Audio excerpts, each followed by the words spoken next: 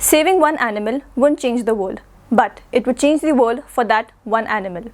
Plants and animals work together to keep the environment healthy. But when they become endangered, there is an imbalance in the ecosystem. Hello everyone, I am Smriti and this is Divas Vishesh. Every year on the third Friday in May, National Endangered Species Day is observed, and this year it will be on May 19. On this day, thousands of people around the world participate by celebrating, learning about, and taking action to protect the threatened and endangered species. The day also marks the 50th anniversary of the Endangered Species Act that provides a framework to conserve and protect them. Each year, a theme is chosen, and this year it is celebrating the 50th anniversary of the Endangered Species Act. There are still many species out there that face the danger of going extinct.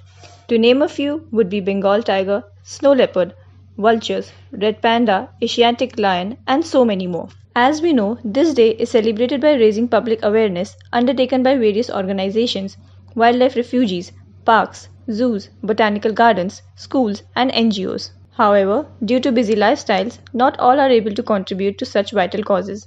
Here are some ways in which we can contribute on an individual level. Avoid purchasing illegal wildlife items, educate ourselves about the issue, learn about the legal framework for endangered species protection, make donations to conservation organizations. One can also raise awareness through social media, plant a pollinator, promote biodiversity and conservation among the public, along with taking measures and participating in events. We all have a responsibility to protect our endangered species, both for our sake and for the sake of our future generations.